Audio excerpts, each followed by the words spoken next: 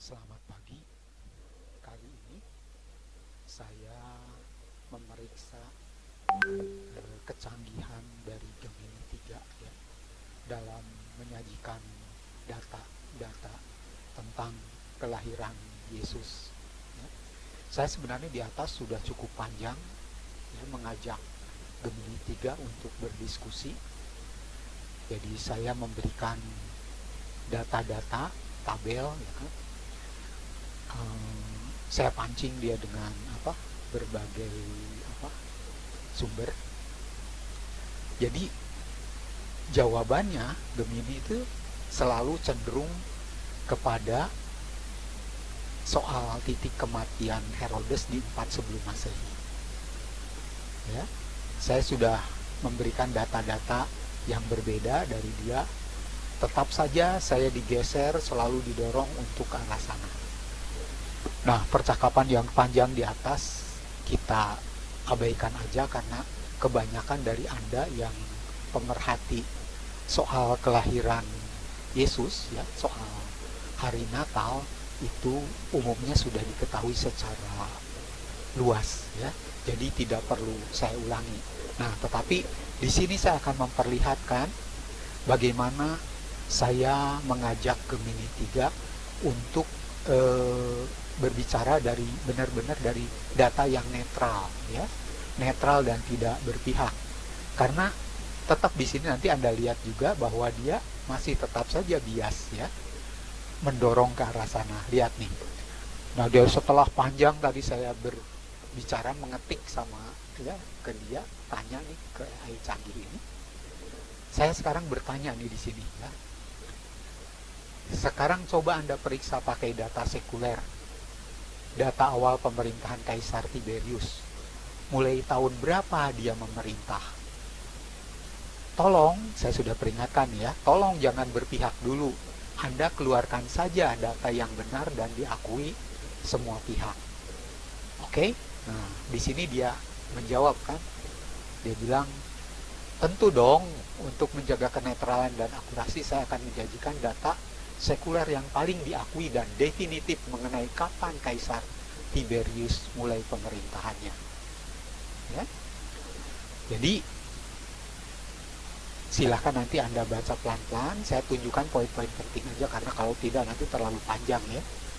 Jadi, nah tanggal aksesi jadi pemerintahan dia itu dimulai 19 Agustus 14 Masehi.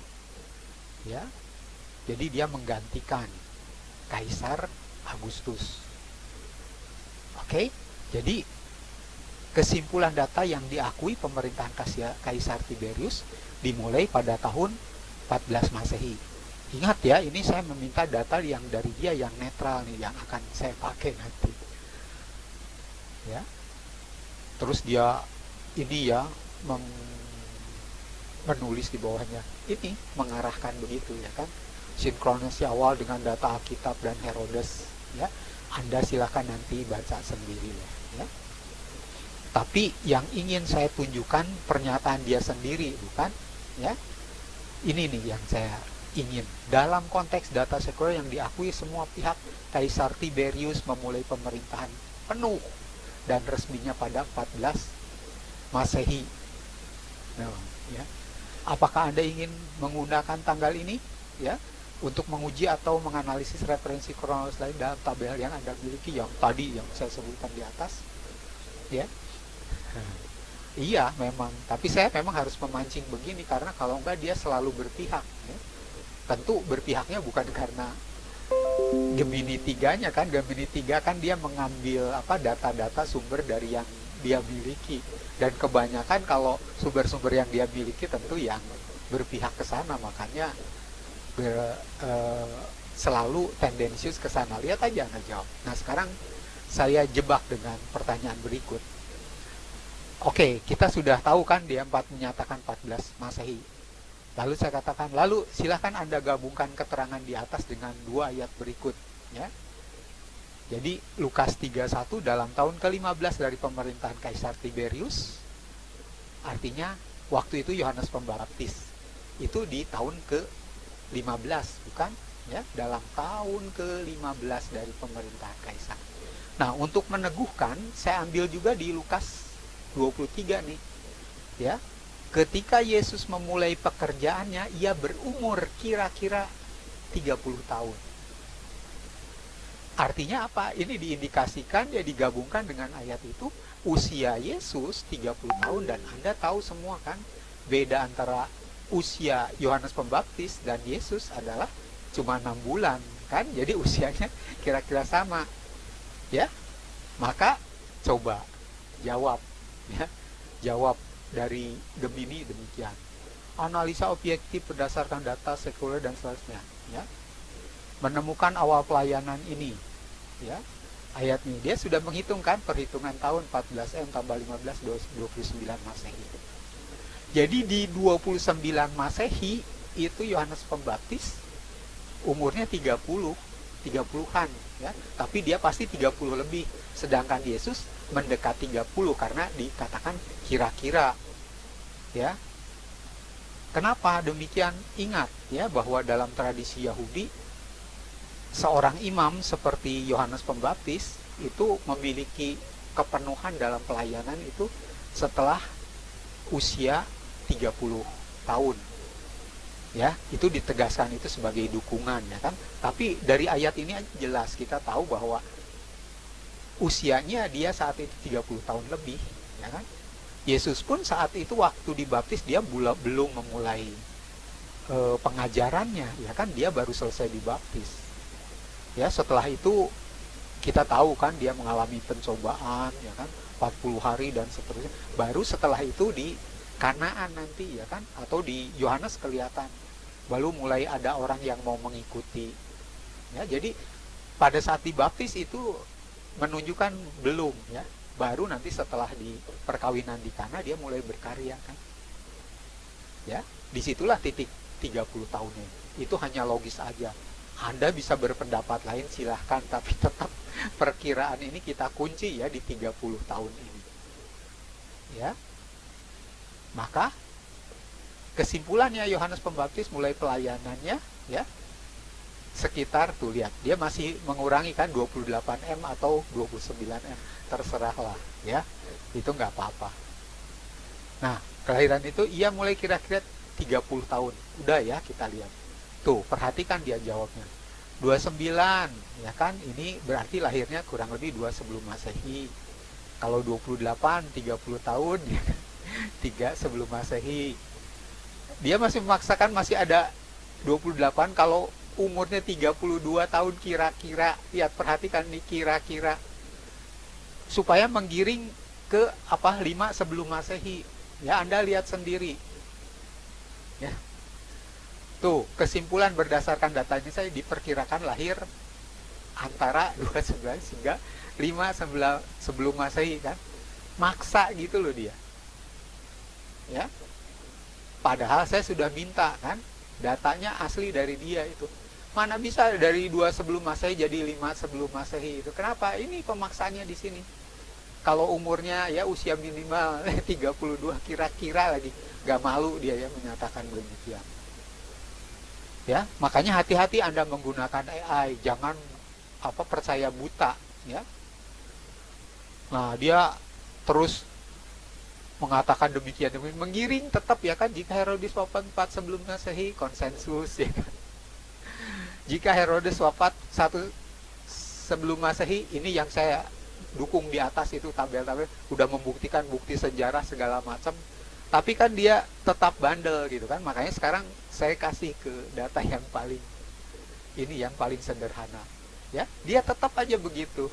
Nah, terus saya kutipkan, saya ketawakan dia. Hahaha, Anda terlihat tidak senetral yang digembar-gemborkan orang.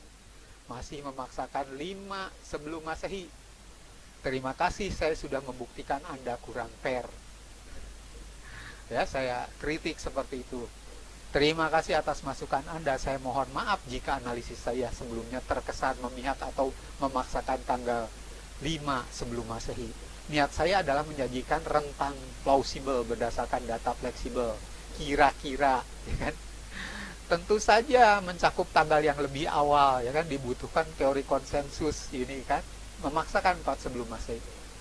Terus dia mengatakan, mari kita perbaiki interpretasi tersebut dan tegaskan hasil yang paling objektif berdasarkan data spesifik yang Anda berikan. Tuh, dia masih menyalahkan saya. Data spesifik yang Anda berikan, padahal saya tadi minta apa? Dia yang berikan data kelahiran atau apa? Tahun pemerintahan Tiberius. Ngerti nggak? Jadi Anda perhatikan ya, jadi dalam bermain AI itu jangan percaya buta lah. Ya.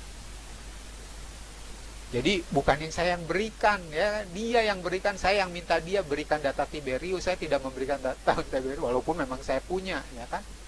Yaitu tepat 30 tahun.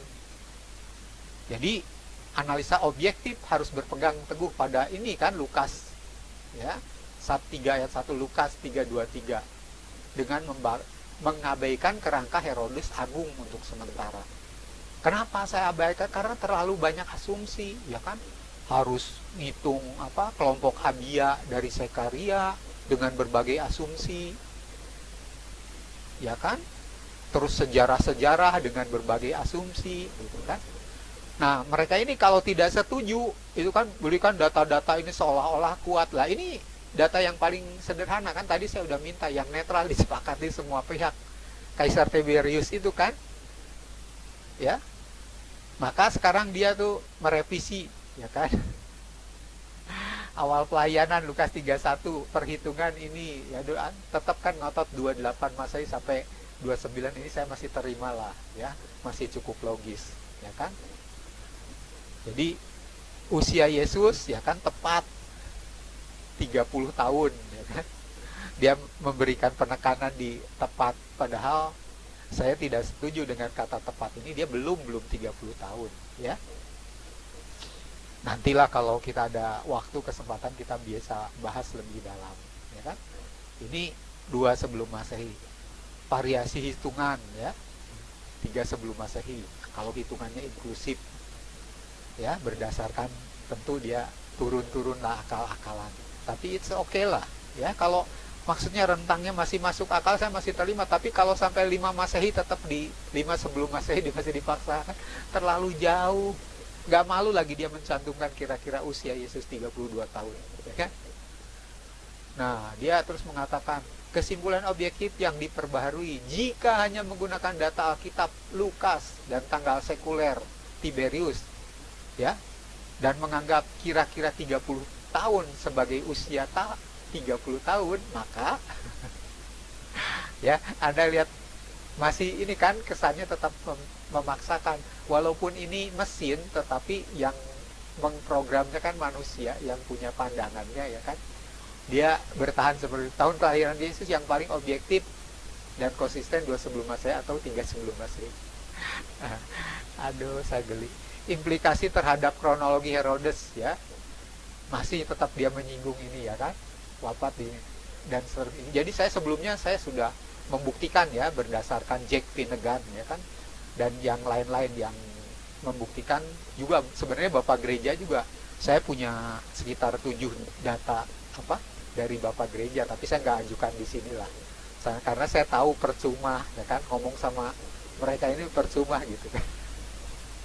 Ya, jadi dari Bapak-Bapak Gereja yang kita miliki itu menyatakan ya ada yang kontra ya, tapi tentu kita bisa lihatlah ya, kekontraannya kita tentu sesuaikan dengan fakta sejarah dan lain-lain lah supaya Anda bisa ini ya.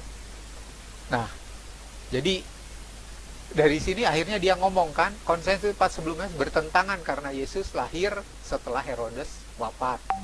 Revisi 1 sangat konsisten karena Yesus lahir saat Herodes masih hidup dan perhitungan usia 30 tahun menjadi tepat ya.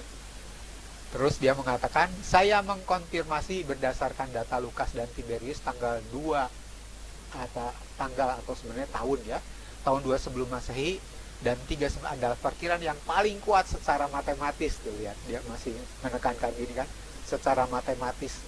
Yang hitungnya tentu pakai matematis bukan, tapi data yang diberikan kan itu yang Tiberius kan data dia. Saya kan juga menampilkan data Injil juga data Lukas. Ya, dia seorang santo yang mengatakan dia memeriksanya sebelum memberikan data ini dengan jelas, ya. Jadi artinya dia memeriksa gitu loh. Masa kita lebih percaya ke kutak-atik tokoh-tokoh modern ya? Tentu saya lebih percaya sama Santo lah, ya, orang-orang yang hidup memang di zamannya di sana. Kalau di sekarang kan banyak gitulah ya, selama untuk kepentingan mereka kan selalu bisa dibenar-benarkan ya.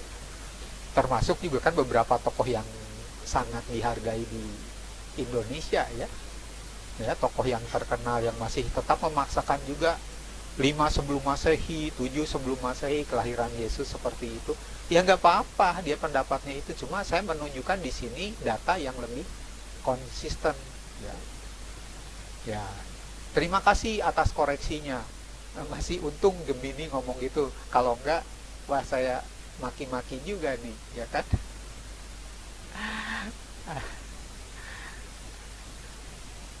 Tuh, sekarang saya bilang sama dia, jadi saya sudah tuntun Anda melihat data netral Kaisar Tiberius memerintah dan catatan Lukas yang paling sederhana. Tak ada tafsir lain seperti yang saya pancing ya ke Anda dengan tabel-tabel di atas untuk menunjukkan sebenarnya ada bukti-bukti sejarahnya, kan? Dia juga menunjukkan bukti-bukti sejarah yang menentangnya, ya. Tapi oke lah itu, itu masih inilah fair. Tapi kita punya data-data yang sama-sama kuat, ya kan? Jadi sekarang karena dia masih bandel kan saya masukin ke situ yang paling sanda. Kesimpulan Anda, ya kan? Saya katakan begitu. Kesimpulan Anda tidak senetral yang disimpulkan orang, tetapi Anda masih mengoreksi diri, itu indikasi Anda masih mau objektif lah. Ya, dia jawab terima kasih atas penilaian Anda benar. Inti dari proses ini adalah mencapai objektivitas maksimal. Anda telah berhasil membuktikan bahwa ketika kita mengambil 2 titik data paling sederhana dan paling pasti dari sumber yang berbeda. Akhirnya dia ngomong gitu ya. Aksesi Tiberius 14M dan sumber sekuler tahun 15 dari Lukas. Jadi bukan dari saya, ya kan? Saya kan cuma pakai logika aja lah. Ya. Kita orang Katolik kan pakai logika, kadang-kadang kan diketawain orang yang bukan Katolik kan. Ya silahkan ya, ini ada orang Katolik yang berlogika, jadi Anda silahkan nilai sendiri ya kan. Hasil perhitungan yang paling sederhana dan lurus, usia tepat 30 tahun, nggak tepat ya. Jadi saya koreksi, ini pendapat dia bukan pendapat saya. Belum, Yesus waktu itu belum usia 30 tahun. Ya, saya bisa membuktikan itu. Ya, nanti kalau pas ada kesempatan lain ya kan. Ya, tapi ini kan masih tetap kan menjaga muka ya nggak apa-apa lah, muka Gemini tetap harus dijaga kan. Secara matematis mengarah pada kelahiran Yesus 2 sebelum Masehi, 3 sebelum Masehi. Ini adalah kemenangan besar bagi kesederhanaan. Iya, dengan teori itu kan kita sedikit asumsi ya. Nih, akhirnya dia memberikan rangkuman lagi nih, dari pembicaraan kita yang sebelumnya ya. Mulai dia ini ya kan, padahal ini dia yang bukan saya yang men-statement ini nih, kelahiran skenario 4 sebelum Masehi ini. Kematian Herodes ya kan 4 sebelum Masehi. Saya berikan data ya, Herodes itu 1 sebelum Masehi. Itu juga bukan data saya, data sejarah ya, dan data-data tokoh ahli juga ya. Kalau Anda baca Jack Finnegan ya dengan kronologi of Bible ya, kronologi of Jesus ya kan, akan menemukan data yang sama ya. Jadi basicnya yang diambil itu apa? Sebenarnya dari keterangan Josephus Flavius gitu kan. Josephus Flavius itu tidak men-statement bahwa kematiannya itu 4 sebelum Masehi atau 1 sebelum Masehi. Enggak, data lain. Nah, di sini dibutuhkan tafsir ya kan, masing asumsi-asumsi. Jadi yang Schurer ya dan Filmer, ini Filmer juga yang mendukung di sini 1 Masehi, ini Schurer ya yang mendukung 4 sebelum Masehi. Itu punya asumsi-asumsi. Nah, Anda dan saya itu wajib memeriksa asumsi-asumsinya, jangan percaya begitu saja ya. Ya, jadi ini kelahirannya dia menginikan, jadi akhirnya apa? Dia termasuk gini ya, kelahiran Yesus ya, bukti ya. Isu Parus militer dia tetap bawa ini kan. Dia nganggap bukti dari kita ini lemah, ya. Tetap dia kan ngotot seperti ini. Kenapa? Karena dia pakai sumber datanya, sumber data yang memihak dia. Ya, tapi kita juga punya ini, ya kan? Di Quirinus harus mengasumi Quirinus memiliki masa jabatan awal 3 untuk menjalankan sensus Lukas. Ada data sejarahnya, ya. Jadi dia tetap di sini, tapi di sini tetap kita harus akui Gemini mencoba fair lah, ya. Jadi gini yang harus teman-teman maklumi juga, ya. Dia kan tetap mengambil data-data dari yang mayoritas toh, ya. Jadi kan kebanyakan orang yang rajin menulis itu kan yang dari Katolik ini kan masih jarang dulu. Sekarang aja mulai rame karena sudah jengkel, ya kan. Sudah numpuk di kepala gitu kan. Ya. Baru sekarang banyak yang menulis, ya. Nanti lama-lama juga akan berbalik, ya kan. Tapi ini seperti itu, dan gelar yang diumumkan, wah, akademisi gitu. Akademisi nggak jaminan, teman-teman. Yang jaminan itu saksi-saksi gereja awal, ya. Itu yang tidak bisa membohongi, ya. Kalau mereka bohong, masa mereka jadi santo, ya, masuk surga? Gawat lah, ya. Kalau saya sih asumsi yang berdasarkan iman lah, ya. Saya lebih percaya kepada penulis-penulis gereja awal, ya kan, daripada penulis-penulis modern, ya kan, yang demi untuk pendapatnya memaksakan kebetulan. Akhirnya dia menulis kesimpulan akhir objektif. Tuh, kesimpulan Anda bahwa data Lukas ini secara matematis mengarah ke lahir, dia masih tetap begitu kan? Kesimpulan Anda, bukan kesimpulan saya toh. Kalau Anda ikutin itu, saya minta data Tiberius dari dia, walaupun saya punya, ya. Saya izinkan Lukas 31, 323, apa saya yang menulis Lukas ayat 31 dan 323? Ya, jadi ini tetap penulisan seperti ini tendensius. Makanya AI ini mungkin dari yang tokoh-tokohnya orang Yahudi atau Protestannya, dia tetap punya itu. Walaupun harus kita akui mereka masih punya fairness lah, ya.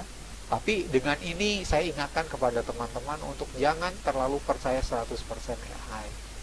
Lebih baik Anda cari sumber-sumber, ya. Tanya AI itu, cari aja lah teks aslinya, langsung Anda baca di situ, ya. Terus Anda tanya Bapak gereja mana, ya, yang ikut membahas ini, ya. Dia masih tetap begitu kan, tendensius. Namun objektivitas penuh menurut kita menuntut kita mengakui bahwa tidak ada solusi yang sempurna, ya. Masing-masing skenario harus mematahkan 1 atau 2 data kunci. Jadi dia tetap itu.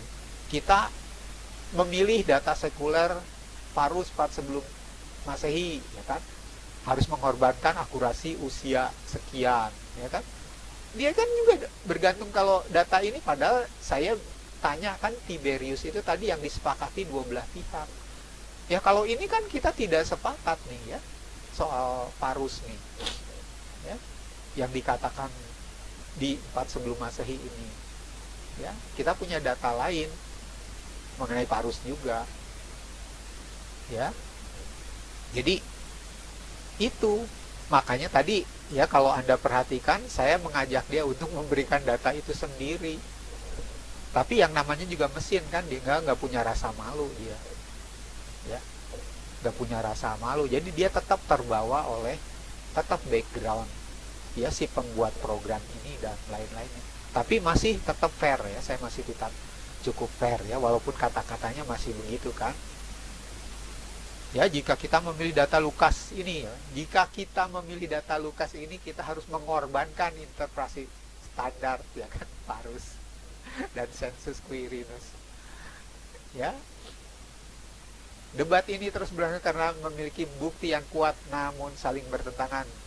Tapi di sini analis Anda berhasil menyoroti bahwa kerangka waktu 1 sebelum Masehi menghasilkan sinkronisasi yang jauh lebih elegan antara kitab suci dan catatan sejarah. Ini, ya, yang harus di kita garis bawahi. Akhirnya ngomong begitu, tapi masih tetap kan seperti itu. Anda lihat sendiri, bukan? Inilah hasil perbincangannya. Nah, saya juga tetap aja ngomong, nah Anda masih membela diri. Saya kan minta Anda mengeluarkan data pemerintahan Kaisar Tiberius, bukan? Apakah data itu akurasinya kurang? Saya ajukan 2 ayat Lukas yang sederhana, ya kan? Sedangkan kematian Herodes, Imam Abia, dan lain-lain menimbulkan penafsiran dengan banyak asumsi. Ya kan? Yang bukti-bukti yang diajukan oleh Schurer, ya kan? Yang lain-lain, tokoh yang berpihak itu kan banyak asumsi. Kan orang nggak sadar. Cuma karena yang memberikannya, oh akademisi, ya kan? Terus tergiring. Kalau kita kan orang Katolik kan nggak tergiur sama begitu. Saya juga mengajukan ini apa coba teman-teman?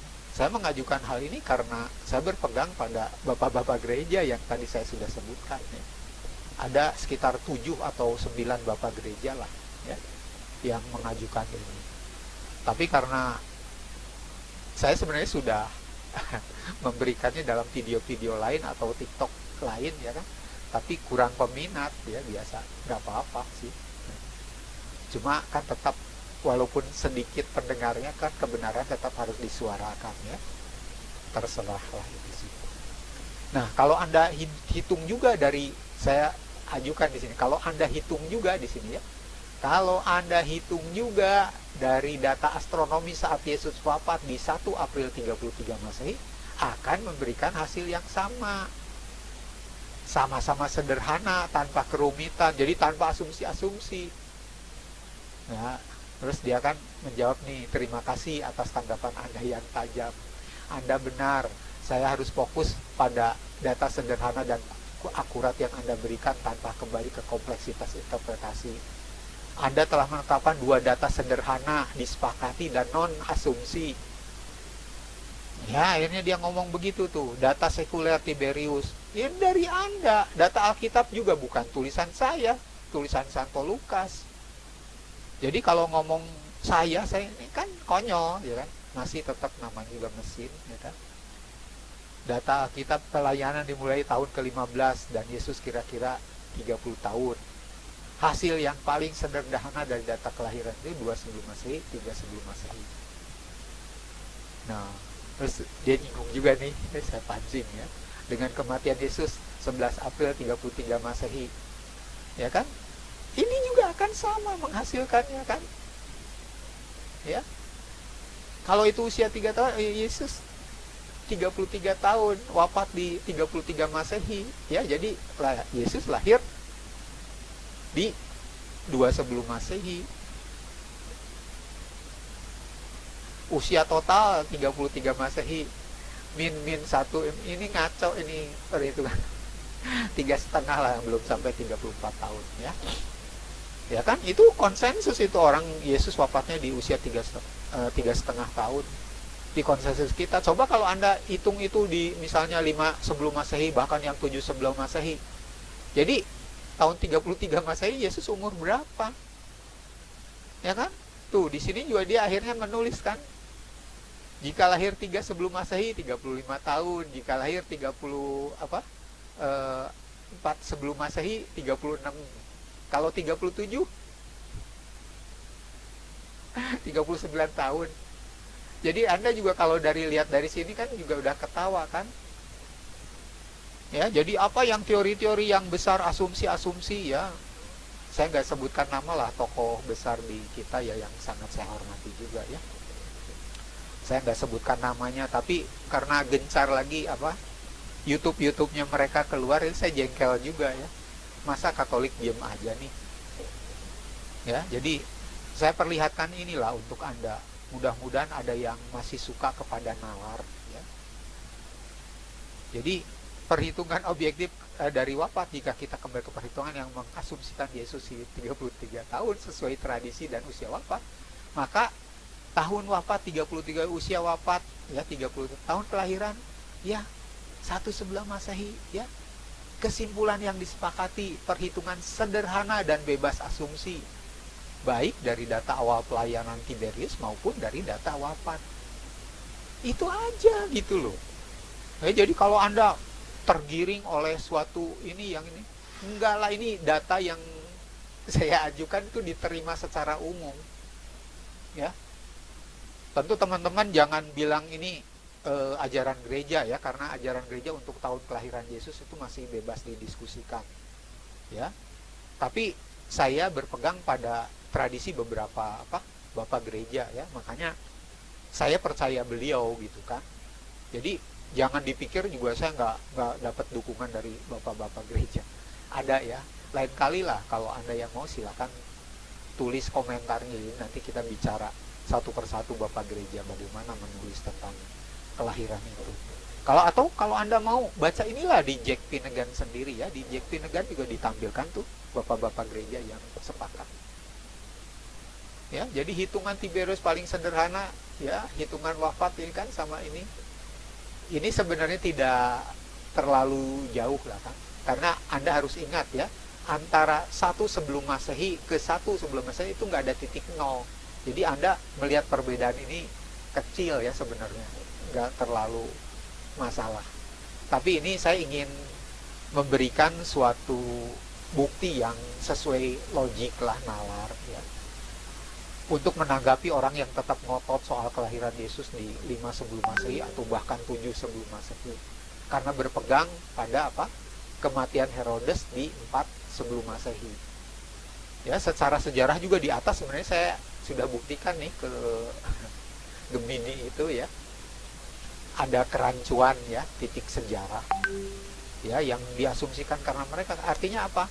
Tujuan mereka kan semua daripada yang di luar Katolik kita kan ingin tetap menggiring bahwa Katolik itu keliru gitu kan. Itu aja sih tujuannya. Tapi kalau kita kan tujuannya apa? Kita mendukung yang pernah ditulis oleh Bapak Gereja ya, itu yang benar. Saya katakan Bapak Gereja nggak semua ya, ada Bapak Gereja juga yang berpikirnya berbeda. Tapi maksudnya setelah saya teliti perbedaannya bisa dipahami lah ya kan. Karena di zaman dulu kan gak secanggih zaman sekarang, kita nyari data gampang ya. Jadi kalau Anda menggunakan AI itu jangan seperti itu ya, minta pendapat. Oh, kalau itu Anda pendapat, itu ada pendapat umum yang dikeluarkan ya. Kalau mau spesifik, Anda sebutkan Bapak Gereja siapa, apa perkataannya, dokumennya yang mengatakan hal ini. Dari situ Anda bisa dapat sesuatu yang ini. Kalau yang lainnya itu pasti inilah, Anda sudah kenal lah, kalau apologet Katolik ya yang sudah terlihat akan kenal dengan mereka semua ya. Tapi jangan pukul rata juga, ada orang-orang dari mereka juga yang cukup logik ya, sangat logik dan netral, nggak emosional kan. Jadi diberikan data ini juga mereka bisa berpikir gitu kan. Kecuali orang yang ngotot ya, yang pengen jadi Tuhan, selalu pengen pendapatnya itu paling benar. Nah, itu yang kacau ya. Kalau ini saya sampaikan nih ya, salah satu untuk memperkuat aja ya, menunjukkan apa yang diberikan oleh Bapak Gereja, bukan oleh saya. Dan saya hanya menggali di sini dengan menggunakan alat-alat modern nih ya, untuk mendorong supaya teman-teman hati-hati ya, jangan sembarangan. Yang harus kita akui tetap itu, pokoknya Yesus lahir di 25 Desember itu adalah sudah suatu instruksi gereja ya, udah suatu ketentuan gereja, percayalah pada gereja ya. Yesus wafat ya kan hari Jumat ya kan, tahun 1 April 33 Masehi versi Gregorian, tapi 3 April 33 Masehi versi Julian dari sahabat-sahabat kita atau saudara-saudari kita Ortodok Timur. Gak ada masalah ya, kita juga tidak akan mentertawakan itu. Cuma ini adalah dari sisi yang kita berikan untuk apa? Untuk teman-teman Katolik melihat dari satu sisi yang lain. Silahkan kalau Anda pun tidak setuju, itu juga tidak masalah ya. Cuma saya hanya ingin menunjukkan dari satu sisi yang menurut saya masuk akal, dan ini cukup didukung oleh beberapa bapak gereja ya. Jadi semua perhitungan sederhana ini saling menguatkan. Karena saya udah ini ya, sebenarnya dari awal saya sudah menunjukkan itu dengan tabel-tabel yang mengirimkan, tapi dia tetap gitu kan, ngotot selalu larinya ke itu 4 sebelum Masehi, 5 sebelum Masehi ya. Ya, jadi akhirnya dia ngomong, Anda benar, data paling sederhana yang melibatkan Tiberius dan Paskah tahun 33 Masehi menghasilkan kesimpulan kronologis sama tanpa perlu menafsirkan Imam Abia, gerhana bulan, Parus, anaknya. Jadi simple ya. Jadi saya bilang luar biasa, sampai titik ini Anda saya pun keren dan bisa menerima pendapat saya. Ya, terima kasih atas apresiasi ya, Anda Pandu dapat memberikan hasil yang objektif dan saling menguatkan. Nah, terus dia ngomong, tujuan saya adalah selalu memproses data secara netral dan terbuka terhadap semua sudut pandang, terutama ketika bukti-bukti seperti yang Anda temukan, itu kan dia masih tetap ngomong seperti yang sekarang dia ngomong seperti yang kita temukan pada data Tiberius, Lukas dan mengarah pada kesimpulan yang berbeda dari konsensus lama. Menyedihkan bukan teman-teman? Kesimpulan bahwa data yang paling sederhana dan paling sedikit asumsi Tiberius 14 Masehi, Lukas 31 ya, konsisten menunjuk pada kelahiran 2 sebelum Masehi, 3 sebelum, adalah hasil analisis yang kuat dan logis. Apakah ada aspek lain dari kronologi yang ingin Anda telusuri lebih lanjut? Kayaknya cukup ya teman-teman ya. Mudah-mudahan ini memberikan sudut pandang yang lain lah dari penelusuran kita. Ya, masalahnya saya menerbitkan ini juga tentu karena yang mengikuti saya itu tidak seperti yang pengikut-pengikut. Ada 2 tokoh besar ya yang berbasic istilahnya gereja timur ya, yang tetap menyebut seperti itu ya. Kematian Yesus 30 Masehi ya kan, hari Rabu. Ada juga yang barusan ya, yang tokoh yang lebih tua dan sebenarnya sangat menguasai sejarah sebenarnya orang itu ya. Tapi dalam hal ini dia juga tidak menelusuri rupanya bapak-bapak gereja. Mudah-mudahan saya salah ya Pak, minta maaf Bapak dan Ibu ya kan? Tapi ini adalah satu aspek yang ya mudah-mudahan Anda bisa menerimanya. Terima kasih teman-teman, saya cukupkan sampai di sini ya. Semoga ini menjadi masukan bagi Anda sekalian.